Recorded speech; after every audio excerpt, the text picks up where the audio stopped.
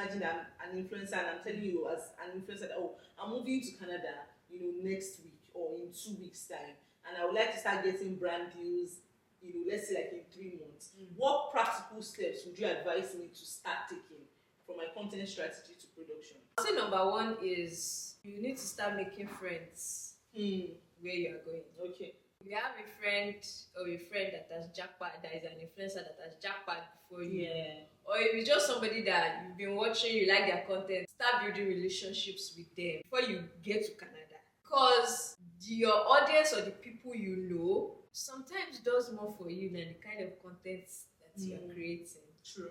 Start reaching out to them, start asking them questions. What did they do? How did they, if they have management, how did they get management?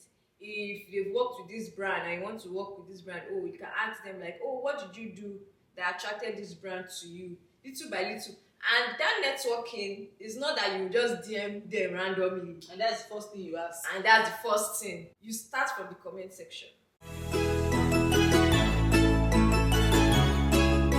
Guys, oh my goodness, I'm so excited to be here with you. Part of the plan for 2024 for our YouTube is that once every month we'll have a special guest, bringing your insights about either content creation or building your career or having a good relationship.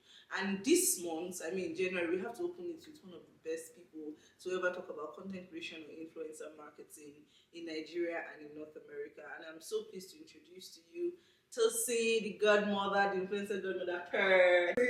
Hi, Tosin. Hi. Please introduce yourself to our audience. Introduce me. My name is Tosin Olani. I am based in Toronto, Canada. I talk a lot about influencer marketing, content creation, and just the business side of it from all of my experience being agency and brand side. And I just hope that more content creators can really learn that this is a business and not just a hobby. I've worked on campaigns for brands like Walmart, McDonald's, the Olympics. Where are you doing? Olympics! I didn't even know that. Samsung, Best Buy, etc. See how she's just dropping names, God, when.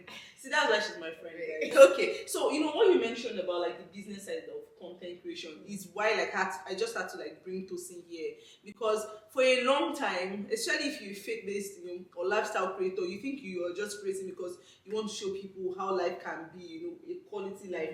And for a long time, even I personally ignored the business side. But having access to a resource like Tosin has opened my eye on so many levels, whether it be contract reading or even negotiating or even exposing yourself to brands in the first place. And that's why I said, I cannot keep this, resource to myself. I have to come and share with her here. But before I move into the topic we'll be talking about today, I just want to give them a bit of background and why it's important. If you've seen the thumbnail and the title, then you already know what we are talking about. But I'm just going to share a bit of my background as a creator in Nigeria that moved to Canada, and how that was for me up until when I met you. I remember it was a one-on-one consultation that I had booked with you, and then that just opened my eye. So I moved. You guys know we moved last year, and maybe in my dreams I was just really expecting that it was going to be really good. I heard that creators here made a lot of money, from one, maybe Nigerian brands are struggling to pay 500k for one video, but brands here can pay as high as 4k or 5k. So those were the thoughts that I had in my head, but I absolutely had no idea that it would take me a while to get there, and that there were things that I had to do to get there. I'll give a good example. For example, in Nigeria, if you have 100k followers or even lesser, 20k, brands will start reaching out to you. If you have 1k to 2k, you might struggle a bit to get. But I noticed here that even creators that had 1k or 2k, they were working with brands, and I that had at that time I think I had well over 60k when we moved. I really was just not getting anything, and it was just, in fact, it was just a very tough period because we had just moved. I was kind of depending on income, from content creation to keep body and soul together until we found something. And it was just really silent, from the brands. And yes, I had some Nigerian brands who were here, reach out to the Canadian brands themselves. Not until I started to think about what I was doing wrong, and then I reached out to Tosin. I can't even remember what our first conversation was about. I don't know if you remember. I think it was about your messaging. Okay, yes. I think you wanted to pivot. Yeah, I wanted to position. Yeah. And then Tosin shared some really insightful things that I'm going to allow her to share now, because we are here to hear her talk, not me. And I really changed how I looked at content creation as an influencer in North America, not just as a Nigerian creator living in Canada. Like there's a whole mindset, that needs to shift. But I want you to share your own story, how you moved, how you learned everything that you know. So mine was it was a shock because I'd worked in influencer marketing at an agency in Nigeria. So I thought I knew how it worked. So I thought I knew what was going on. And when I moved, I probably I don't know how many followers. I didn't have that many followers, maybe 3,000. I can't remember. And then I used to create lifestyle, fashion, funny enough. I used to create lifestyle, fashion content. And then I moved and the weather was crazy. I can't create fashion content again because, first of all, I don't even know how to dress for the weather. Like, at this point, these are the things going through my mind. Like, I don't even know how to dress for the weather. And I'm just dressing to survive. So, if you are looking for fashion inspo, I told myself, maybe I'm not the one for that. And then when I moved, my skin was really reacting to the weather and all those things. And then I started researching about skincare. You know where people always talk about organic skincare. I was the queen of organic skincare when I was in Nigeria. Black soap, carrot, these, all those things. I was using all those things. And then when I moved, I realized that if I'm using all these things and my skin has not changed, something is wrong.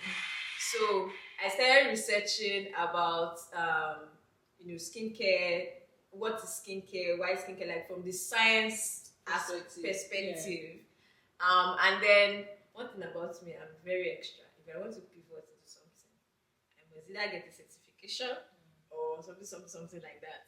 So I got into this course for facial aesthetics, and that taught me a whole lot of things about skin, how skin absorbs products and things like that. So I pivoted into skincare content, and at this time I just moved. I didn't really know many black skincare content creators, so I was just doing it. That was how I moved into that skincare space, and I really enjoyed it. I was sharing everything that I was learning. At the same time, I came in as a student, so I had done my first degree in Nigeria. I had jobs in Nigeria, but when you move to Canada, you're starting all over again, from scratch. I was a student, and I was studying advertising.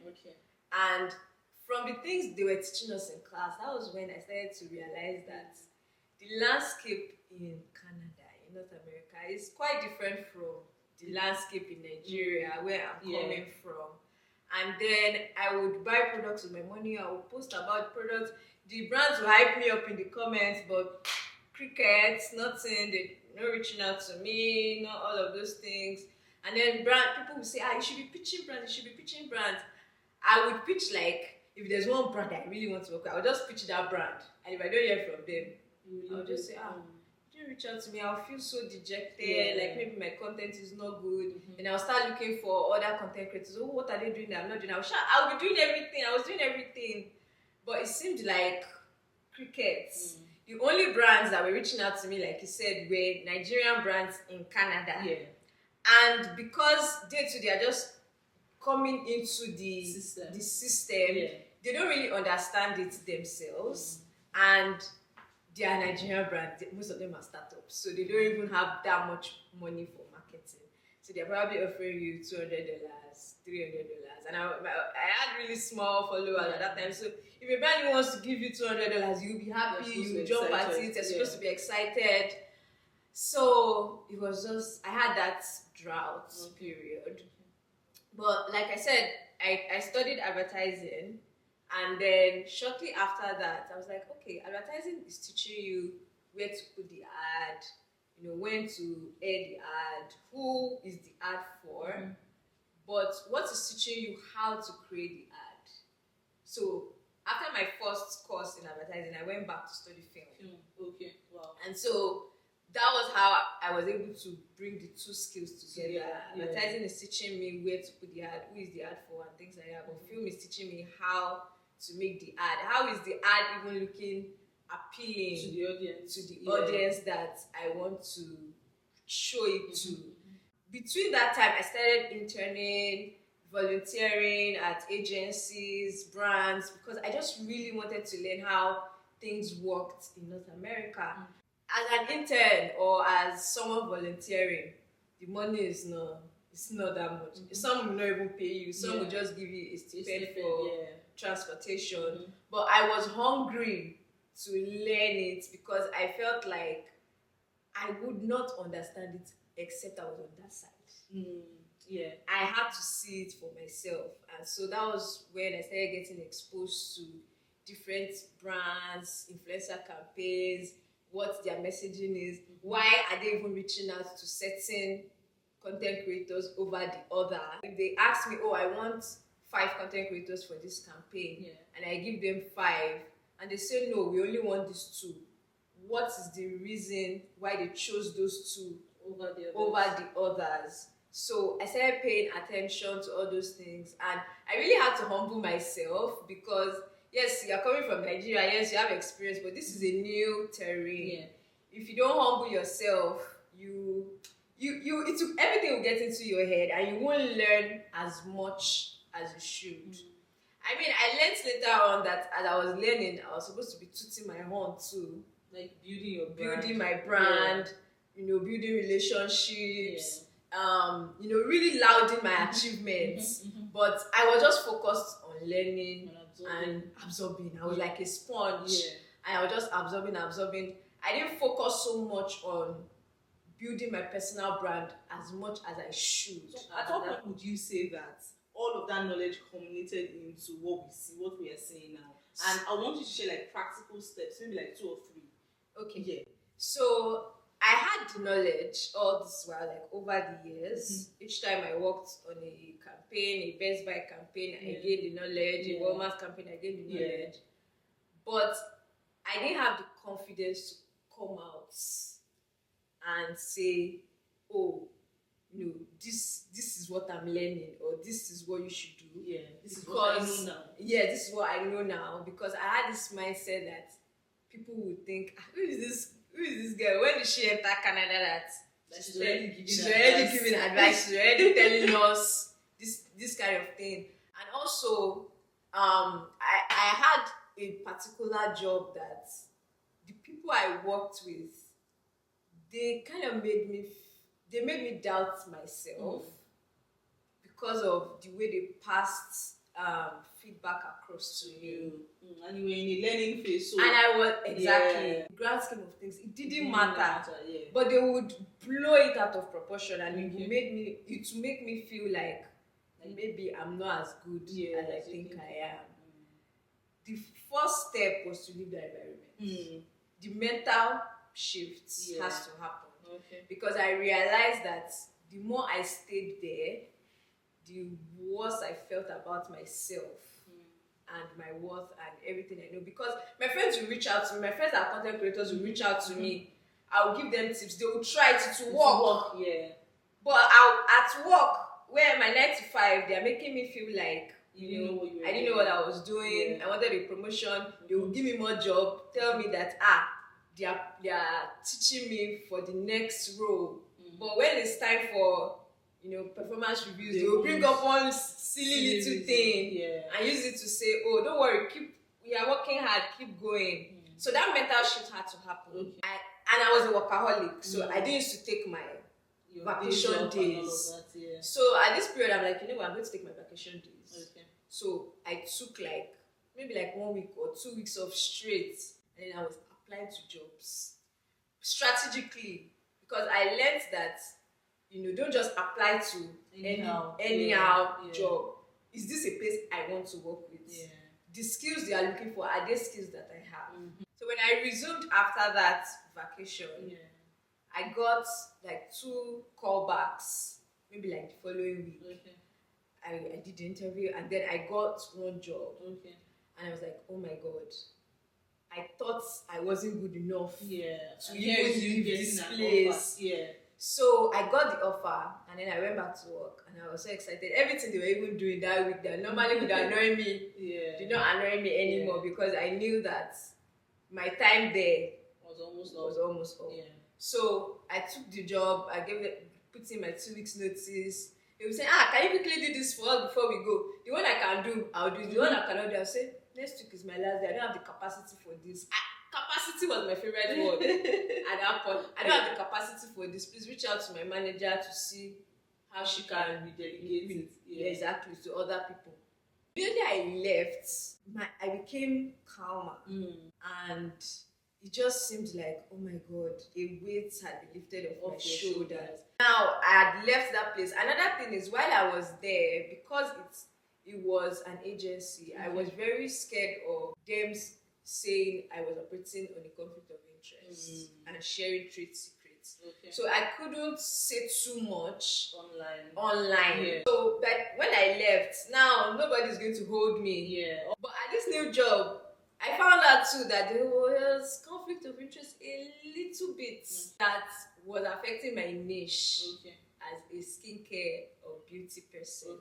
And I was like, okay, there is still something for me to learn here. So I would sacrifice that content that I could have been creating for what I need to learn at this place.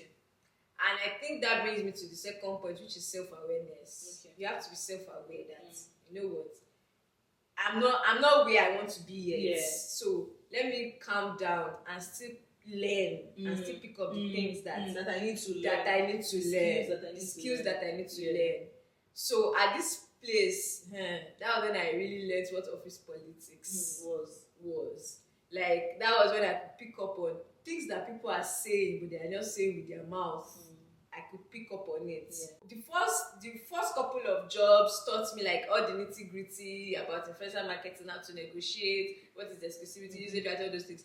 But this place really like opened my eyes to how to work with people. So that's the second thing. Another thing is, you will not learn everything on your job or with a mentor, or you have to apply yourself.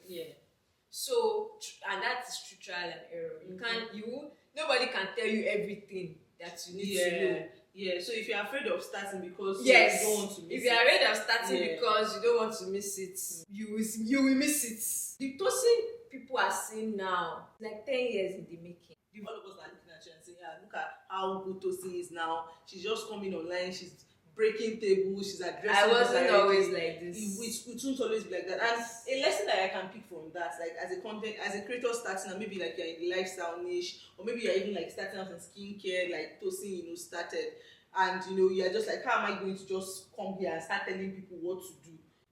It's a very good thing to know that you have to build that confidence by showing up. Yeah, that's just one thing I wanted to pick from here. So I want us to go to, because part of our target audience, people watching this, are people who are moving, like they're influencers. They want to know, okay, like Tosin has said that there's a lot of work that goes in, a lot of background work, and I'm glad that she shared that so that we know that nobody's an overnight success. Really, everybody puts in the work. I like that she shared that background about schooling, about all the volunteering that she had to do, being self-aware. Like, okay, it's my job that I'm in, like my 9 to 5. Maybe content creation is still a side hustle for you for now. Is it hampering me from showing up the way I need to? And then the third point where she said that you just have to show up and learn, by trial and error, and you won't get it right immediately. And those are like very good foundation, because I part of me wants you to go straight to like the tips, but it's good that mind work needs to be done, so that you don't think that you will start doing the tips and you get the results tomorrow. Just imagine I'm an influencer and I'm telling you as an influencer that, I'm moving to Canada, next week or in 2 weeks time, and I would like to start getting brand deals, let's say like in 3 months. What practical steps would you advise me to start taking from my content strategy to production? I'll say number one is you need to start making friends where you are going. Okay. If you have a friend that has jackpot, that is an influencer that has jackpot before you, or if it's just somebody that you've been watching, you like their content, start building relationships with them before you get to Canada. Because your audience or the people you know sometimes does more for you than the kind of content that you are creating. True. Start reaching out to them. Start asking them questions. What did they do? If they have management, how did they get management? If they've worked with this brand and you want to work with this brand, you can ask them like, what did you do that attracted this brand to you? Little by little. And that networking is not that you just DM them randomly. And that's the first thing you ask. And that's the first thing. You start from the comment section. You start from commenting on their videos. This is You very start from sharing their yes. videos. You start from supporting them in the seemingly mundane things. And then if they post on their stories, reply. Especially because stories reply go straight into the DMs. Yeah. But if you go straight to the DM and you have never engaged in the comments, they won't recognize your name or your profile picture or anything. It's slow, but it's a stronger way to build connections. So that's the first thing. Start building those connections. Number 2 is start researching what, in fact, you just pick up Google and ask and type what is content creation in Canada like. Or go on YouTube and write content creation in Canada, influencing in Canada. You will see resources. Like videos like this. Videos like this. You will see them. Some of them may not be the same title as this. They will come in different variations, but any title you can think of, type it in. That was one mistake. In fact, these 2 are key mistakes that I made. I was moving as a student. I was overwhelmed with trying to understand the Canadian system first of all, before even influencer marketing system. Like, how do I get a house in Canada? Where will I see Nigerian food, health insurance, all these things? I was overwhelmed with all of those things. I didn't have many people in my close circle that jackpot. Jackpot was not as common 5 years ago, right? Yes. It was not as common as it is now. So I did not know anybody. Maybe one person that jackpot, and the person is not a content creator. So I didn't really know many leverage on that. Yes. But if I had known this, I would have known that I didn't have to know anybody before, before I start building those relationships. Another thing is when you to start, creating Canadian focused content. That's really important. That's number 3. That's number 3. While you are still in Nigeria, come with me to shop the box that we used to travel. Come with me to do my japa hair. Those little things. You are building the foundation of your story because your brand as a content creator relies heavily on what your story is. I can attest to that. So those little things, you are building it. Once you move, then the content changes from move with me to Canada to come with settling, come with me to get an apartment, come with me to get my health insurance, come with me to get all those things. So as you start creating that kind of content that now is Canadian focused, you're trying to reach a Canadian audience, which brings me to one thing that is very important as a Canadian content creator. Tell me about Canadian audience. Is that not where we all are? Where we are at? Having a Canadian audience, or if you are moving to the US, having US audience is very important because the brands want to be able to reach the people that are buying their products. In Nigeria cannot buy from Walmart. Exactly. At least not yet. People in Nigeria cannot buy from Walmart. They cannot buy from IKEA. So 89% of your following are still people in Idumota. Well, sorry, you have great content, but your audience is not what we are looking for. And I just wanted to say that it will take a while to get the Canadian audience. It will. Let's just be honest. It will. But if you start early, and it's faster when you start building those relationships with the Canadians. That's why you should start. That's one of the reasons why you should start building. What Tosin is saying now, me, I just started doing it. I just started doing it like maybe last month. I spoke to Barbara. In fact, she was just one that called that. She noticed that I've not been getting a lot of brand deals. That she needs to sit me down, and then she was like, start connecting with Canadian creators and all of that. So if you are watching this and you've not left yet, congratulations. So another point is to start tagging the brands that you're using. So when you move, if you go to Walmart to buy your groceries, post them in your stories, tag them. If you buy anything you are using and it is a brand that you can find on social media, just tag them and use location-specific hashtags. So if you're in Toronto, use Toronto blogger, Toronto fashion. If it's food, Toronto food. Just specific location hashtags. So they work? Yes, they do. Like I mentioned that Canadian audience is important. So when they are looking for all the content creators to work with in a specific location, because some campaigns are actually location specific. Like on Saturday where I went to the new location for Mr. Puffs. Okay. It's a new location located in Toronto. It has to be somebody living in Toronto. If I was living in Ottawa, for example, it's except they are paying me big money to go there.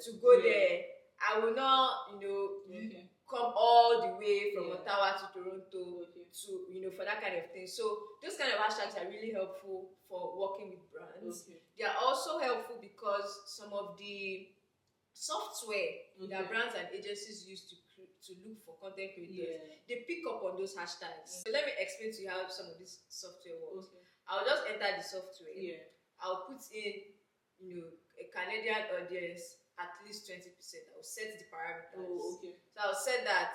I will set content creator, based in Toronto, for example. I'll set that. Then I'll put a niche, food, lifestyle, fashion.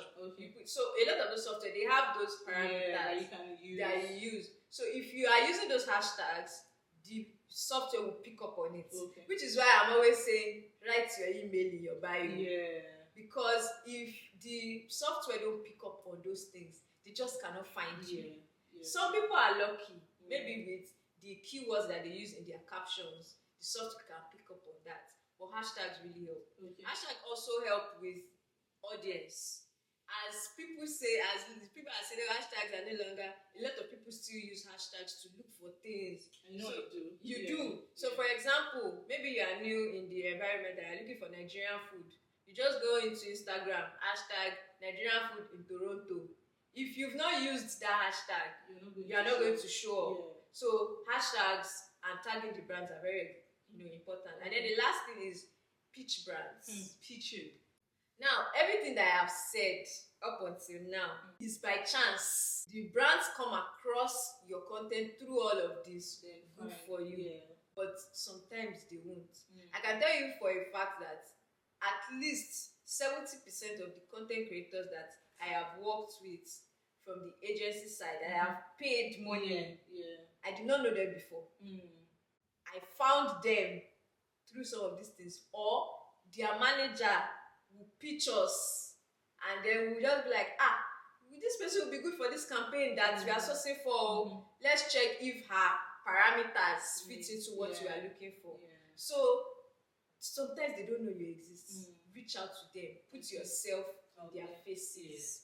All those things, they are passive. If it works, it doesn't. But this one, you are the one active. You have control. You have control over it. Fine, they may not open the email, but at least you know that you put in effort. So reach out to them and follow up. The money sometimes is in the follow up because sometimes they are busy, they didn't see the email, or they got distracted or something. So you have to keep following up.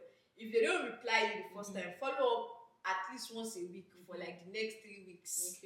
Follow up, change up what you are saying in the email, attach your media kit. If it's a brand that you have used before, attach the screenshots of how the post did, the quality of the content, those kind of things. Introduce yourself, make it short and sweet, not too long because people don't have time. So what I always tell people is, if the person is reading the email on the phone and the person has to scroll to finish it, especially more than once to finish the email is too long. So that's how you can gauge, if your email is long. But even as short as that email is, it has to have important things.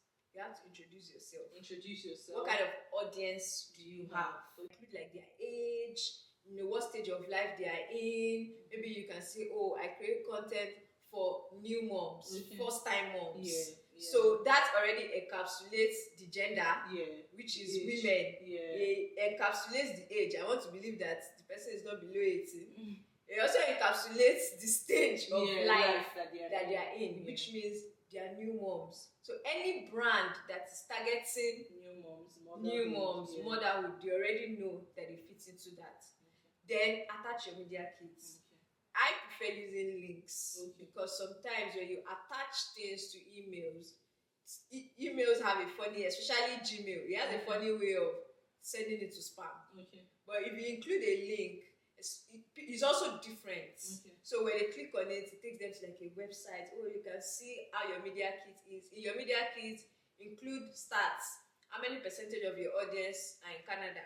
How many percentage of your audience are women versus men? How many percentage of your audience are, maybe they're in school or maybe they're expectant moms? You can include screenshots of past collaborations. Me, I even recommend linking, the collabs, so that they can see what kind of content it is. So put all of those things, how they can reach you, and just put it in your media kit. I know, sorry to go. I know Alice, and that's Creative Agora. They have like a template for media kits. I will link it so you can just buy it. Yes. So that makes it so easy. you can, and media kits they are very important because they just collate all of the information. Any question they want to ask you, they can already see it there. Like literally, if they look at your media kit, the only question they should be asking you is, what is your rates? Every other thing, which brings us to a point that you would not have mentioned if you didn't say it.